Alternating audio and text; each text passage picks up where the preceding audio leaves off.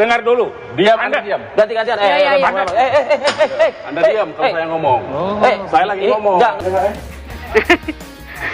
Lain entahnya, saya tengah arti. Gue bilang apa kan? Gue bilang apa? Pak, gue bilang apa? Mas, kita diwawancara lagi, Mas. Oke, karena Anda terlalu mengungkit-ungkit masalah saya. Oke, maaf, Jadi Mas. masalahnya besar kalau seperti ini. Jadi terbawa perasaannya. Loh iya dong, itu kan iya. privacy. Iya. Privacy, jangan diusik-usik masalah itu. Karena saya juga tidak mengusik keluarga Anda. Iya. Enaknya pelawak begitu, walaupun marah diketawain.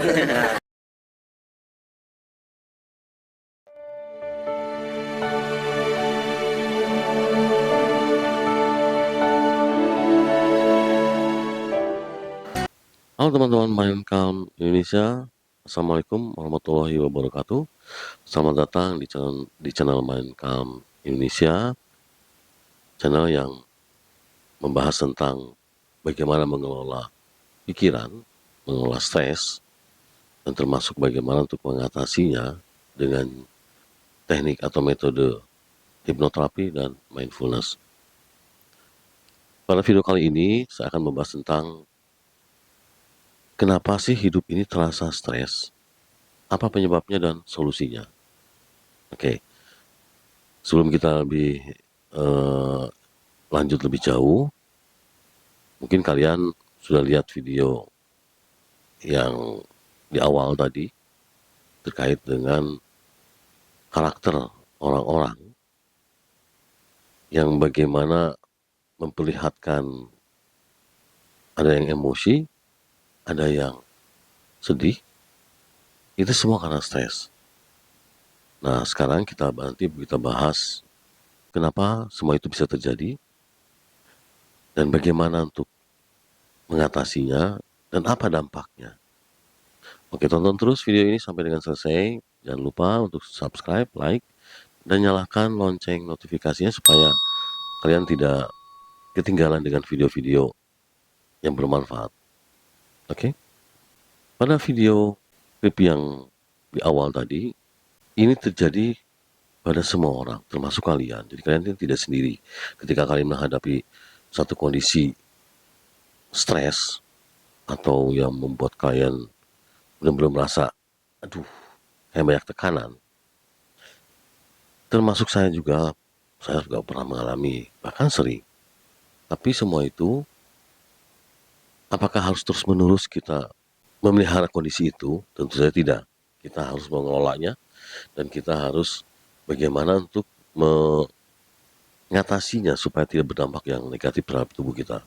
Nah, itu semua wajar.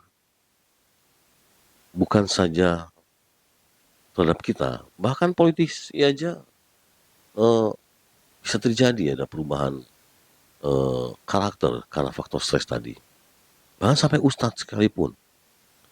Ustadz yang digadang-gadang memiliki ilmu agama dan mungkin di mindset kita bahwa ustadz itu adalah selalu orang yang bijak, yang bisa menahan sabar, dan bisa mengelola pikiran. Tapi tetap saja ustadz itu juga manusia. Nah, bisa terjadi seperti itu. Kemudian artis yang notabene bisa menghibur orang-orang untuk menghilangkan stres, justru dirinya sendiri adalah mengalami stres yang tidak bisa kontrol juga. Jadi mohon maaf sebelumnya, video klip tadi bukan maksud saya untuk merendahkan atau bukan saya maksud untuk menjatuhkan seseorang, baik ustadz, politisi, maupun artis. Tapi ini sebagai pembelajaran kepada kita, ini sebagai contoh bahwa dampak dari stres yang kita alami akan memberikan efek negatif baik terhadap karakter maupun terhadap tubuh. Oke, sekarang saya akan bahas dulu tentang apa itu stres. Jadi, kalau secara teori, stres itu adalah tidak selalu buruk, tidak selalu negatif. Ada hal-hal stres yang itu membuat Anda justru positif. Karena stres itu sendiri adalah respon fisiologis dalam tubuh terhadap satu ancaman atau bahaya yang dihadapi. Jadi kalau misalkan Anda tidak memiliki stres itu, justru Anda bahaya. Karena stres itu justru memberikan peringatan kepada Anda, memberikan semacam alarm bahwa Anda harus waspada. Tapi kalau terus-terusan stres itu terjadi pada diri kita, ini yang berbahaya karena akan berdampak negatif. Pada kondisi tertentu, stres itu sangat baik. Contoh misalnya, ketika Anda menghadapi satu kondisi, misalnya Anda jalan di satu daerah, kemudian ada anjing galak. Nah, di situ muncul secara otomatis stres itu. Dan karena stres itu, maka Anda bisa mengatasinya dengan berbagai macam. Bisa Anda melawan atau berlari. Nah, dalam istilah stres ini, itu adalah fight or flight. Ya. Fight itu melawan. Flight itu ya terbang, artinya menghindar. Nah, ini adalah kondisi di mana dalam mengelola stres, kita memiliki dua cara, itu fight atau flight. Nah, jadi kenapa bisa terjadi stres itu sendiri? Nah, stres itu sebenarnya begini.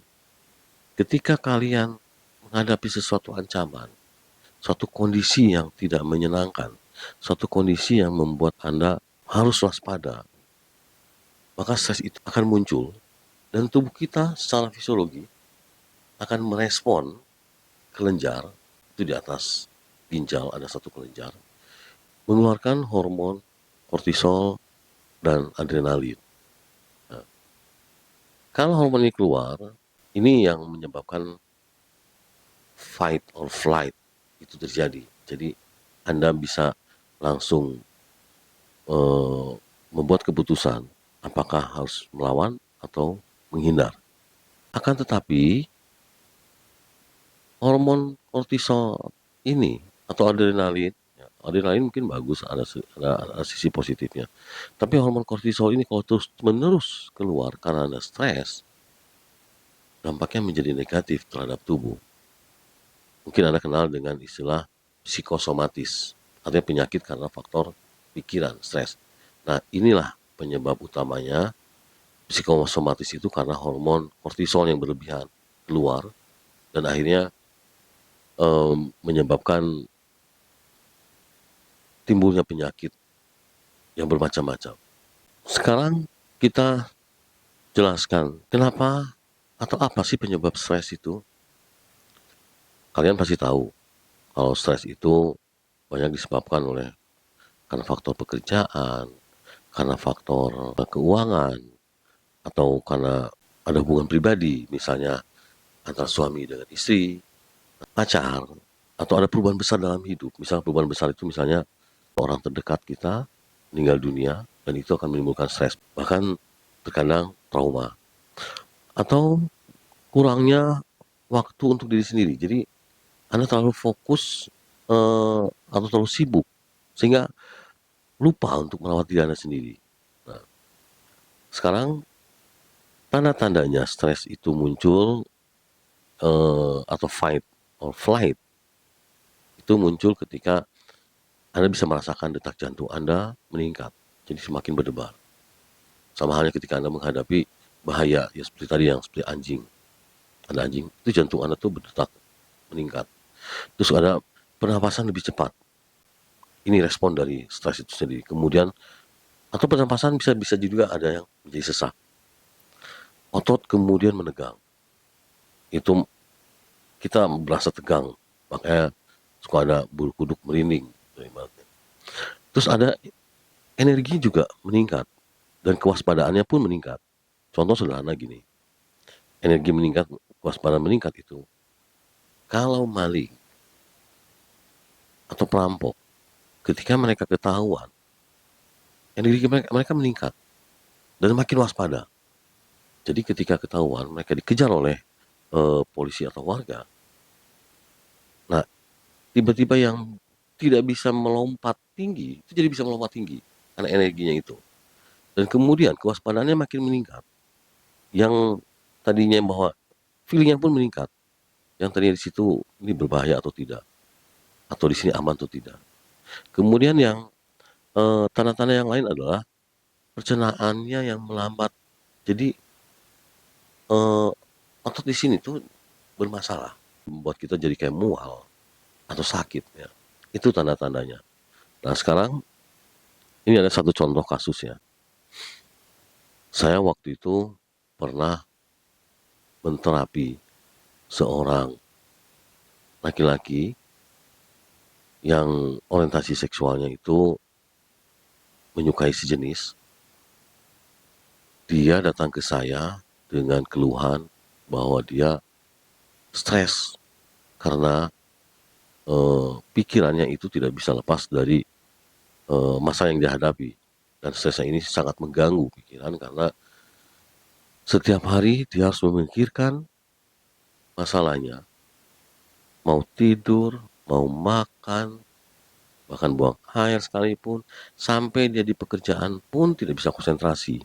Karena otaknya itu terlalu fokus terhadap masalah yang dihadapi yang stres itu sendiri. Nah, apa masalahnya? Ternyata saat itu dia menyukai seorang jenisnya di tempat kerjanya dan sampai taraf menyukainya lebih berlebih. Dan mereka katanya sering jalan, makan di sana, di sini, dan kemudian ke satu tempat. Sampai akhirnya ternyata laki-laki yang dia cintai itu memutuskan hubungan, terus pergi. Nah si klien saya ini tidak terima dan dia merasa bahwa kenapa ini begini terjadi, sementara di saat saya sedang jatuh cintanya, katanya gitu. Nah saat itu dia tiap kali melihat meja kerjanya si orang yang dia cinta itu, dia langsung teringat kemana-mana dan nggak bisa kerja. Ketika pulang, dia lewat tempat yang pernah dia makan dengan si orang tersebut, keinget lagi, kepikiran lagi. Mau makan, keinget lagi pikiran. Sampai mau tidur semua, jadi dia merasa terganggu dan dia tidak bisa konsentrasi lagi masuk dalam pekerjaannya. Akhirnya dia datang ke saya dan minta terapi ke saya. Bagaimana menghilangkan pikiran-pikiran itu. Tentu saja sebagai seorang terapis, saya harus profesional. Apapun kondisi klien saya itu, dan tidak boleh menghakimi atau menjudge. Jadi, saya menterapi sesuai dengan keinginan. Saya terapilah klien itu, dan ketika diterapi dengan metode hipnoterapi,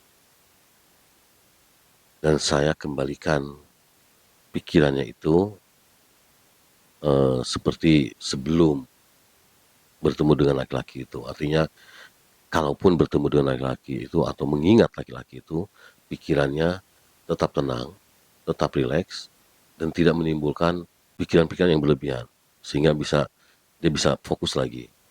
Alhamdulillah berhasil, cukup dengan 2 kali terapi, orangnya sudah bisa mengontrol pikiran itu dan tidak lagi terganggu. Itu salah satu pengalaman yang pernah saya tangani terkait dengan stres itu sendiri.